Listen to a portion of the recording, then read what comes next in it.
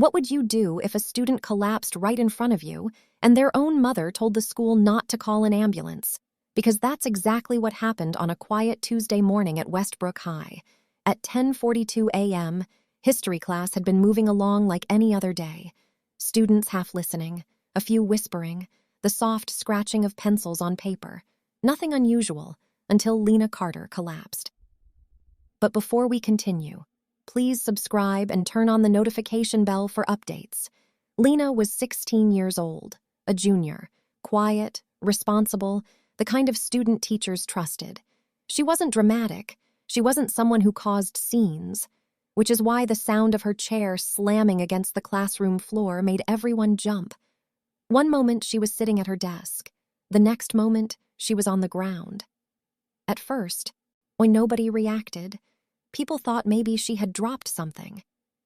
Then Maya Patel, her best friend sitting 2 desks away, stood up. "Lena!" No response. Mr. Daniel Reeves, the 34-year-old history teacher, rushed over as the room erupted in nervous chatter. Lena was lying on her side, her eyes half open, her breathing slow and uneven.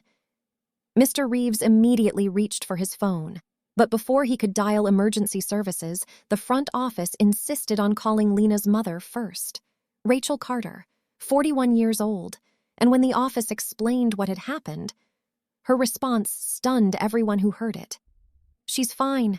Don't call an ambulance. She just does that for attention." The classroom went completely silent. Students looked at each other in disbelief, because Lena still hadn't moved. And then the school nurse ran into the room.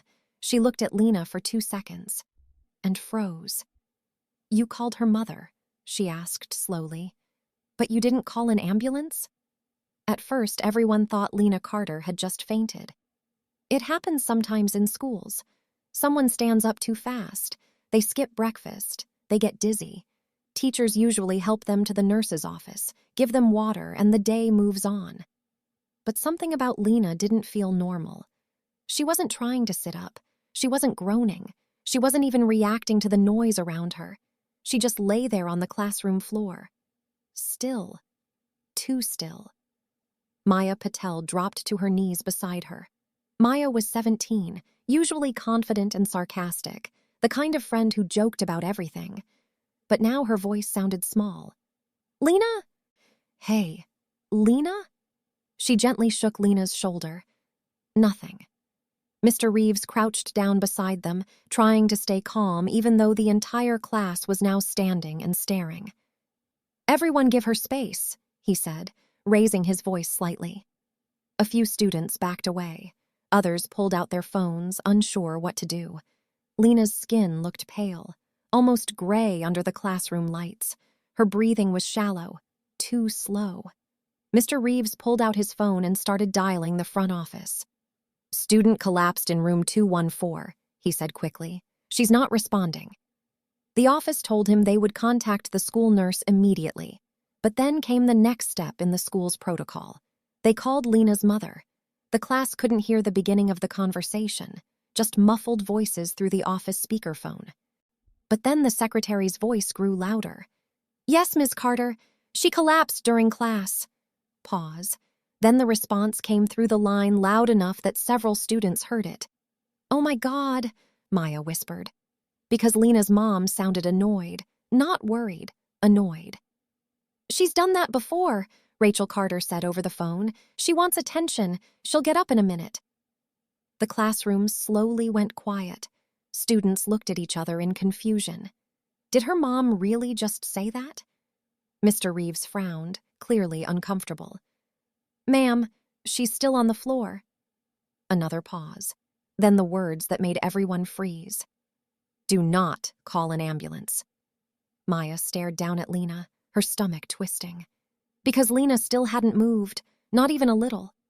And just as the tension in the room started to feel unbearable, the classroom door burst open.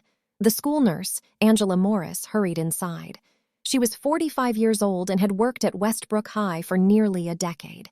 She had seen broken arms, allergic reactions, even seizures. But the moment she knelt beside Lena and checked her pulse, her entire expression changed, and she asked a question that made the teacher's stomach drop. How long has she been like this? In less than 10 seconds, Nurse Angela Morris knew something wasn't right. She had walked into dozens of classroom emergencies over the years. Most of the time, it was exactly what teachers expected: dehydration, anxiety, a student who skipped breakfast and passed out for a moment. But Lena Carter didn't look like someone who had simply fainted.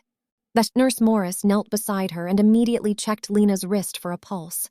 Then her eyes moved to Lena's face, her pupils, her breathing. The room was completely silent now, 25 students watching every movement the nurse made. "How long has she been on the floor?" Nurse Morris asked again, her voice sharper this time. Mr. Reeves glanced nervously at the clock on the wall. "About 3 minutes, maybe 4. The nurse looked up immediately. "That's too long." She gently lifted Lena's eyelid and shined a small penlight across it. No real reaction. Behind her, Maya felt her chest tighten. She had never seen an adult look that serious before. "Lena?" the nurse said firmly, tapping her shoulder. For a second, Lena's fingers twitched, but her eyes didn't focus, and she still couldn't speak. All of that was when Nurse Morris stood up quickly and looked straight at Mr. Reeves. "Call emergency services, now." But the teacher hesitated, not because he didn't care, because 10 minutes earlier the office had already spoken to Lena's mother, and the message had been very clear. "Do not call an ambulance." Mr. Reeves rubbed his forehead nervously. "Her mom said she's on the way and—" The nurse cut him off immediately. "I don't care what her mom said." Her tone was calm, but firm. "This is a medical emergency." Students exchanged worried glances. The tension in the room suddenly doubled. At that exact moment, the classroom phone rang. Mr. Reeves answered. It was the front office again. Rachel Carter was already driving to the school, and she had repeated the same instruction. No ambulance. "She said Lena does this sometimes," Mr. Reeves explained quietly after hanging up. For a moment, the nurse didn't respond. She just looked back down at Lena. And that's when something changed. Lena's body suddenly went completely still. Her chest barely moved. Nurse Morris immediately dropped back to her knees beside her. Then she looked up at the teacher and said one word. "Now." The moment Nurse Angela Morris said, "now," the entire energy in the classroom shifted. This wasn't a discussion anymore. This wasn't about school policy. This was about seconds. Mr. Reeves stood frozen for half a moment, the classroom phone still in his hand. You could see the conflict on his face. On one side, the school's usual procedure. On the other, the nurse staring at him like every second mattered. "Call them," she said again. More firmly this time. So he did. Mr. Reeves dialed 911. Several students in the back of the room exchanged stunned looks. A few whispered to each other. Because everyone knew Lena's mom had said not to, and now the school was doing it anyway. Meanwhile, Nurse Morris stayed beside Lena, monitoring her breathing. She gently tilted Lena's head back to help her airway stay open. "Lena, can you hear me?" she asked calmly. For a moment, there was nothing. Then Lena's eyes fluttered slightly. A weak sound escaped her throat, but it wasn't words, more like confusion. Maya immediately leaned closer. "Lena, it's me, Maya." But Lena's gaze drifted unfocused across the ceiling. She didn't seem to recognize anyone. That was when the distant sound of sirens started growing louder outside the school. And almost at the same time, the classroom door opened again. Rachel Carter had arrived. Lena's mother looked around the crowded classroom, clearly irritated by the chaos. "What is going on?" she demanded. Mr. Reeves stepped forward nervously. "Your daughter collapsed. The nurse recommended—" Rachel cut him off immediately. "You called an ambulance?" Her tone wasn't worried. It was angry. Across the room, several students exchanged uncomfortable looks. Nurse Morris stood up slowly and faced her. "She's showing signs that this could be more serious than a faint," the nurse explained. Rachel crossed her arms. "She does this when she wants attention." The room went quiet again, but Nurse Morris didn't back down.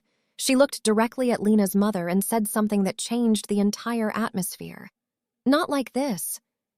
Just then, But two paramedics rushed into the classroom carrying medical equipment. They knelt beside Lena and quickly began checking her vitals. Within seconds, one of them looked up at the nurse, then at Lena's mother, and said something that made everyone in the room feel a chill. "She needs to get to the hospital right now." The ambulance doors closed only a few minutes later. Lena Carter was rushed to Westbrook Medical Center while sirens echoed through the late morning traffic. Inside the ambulance, paramedics continued monitoring her heart and oxygen levels, speaking in quick, focused sentences that Maya and the other students would later remember hearing from the hallway. Back at the school, the classroom that had been loud and chaotic just half an hour earlier was now eerily quiet. Students whispered to each other. Did Lena really fake things before? Was her mom right? Or had something much more serious just happened? At the hospital, doctors immediately ran tests, blood work, heart monitoring, neurological scans. And within a short time, the medical team found the answer. Lena had experienced a dangerous heart rhythm episode caused by an undiagnosed cardiac condition, the kind that can appear suddenly, even in otherwise healthy teenagers. One of the doctors later explained something that stuck with everyone who heard it. If Lena had stayed on that classroom floor much longer without treatment, the situation could have become far more dangerous. Which brings the story back to that moment in the classroom. The moment Nurse Angela Morris walked in, took one look at Lena, and realized something wasn't right. A moment where hesitation could have changed everything. So here's the question. If you had been in that room, would you have made the same decision? Because sometimes emergencies don't look dramatic. Sometimes they look quiet. A student lying on the floor, a room full of people unsure what to do, and one person deciding they can't afford to wait.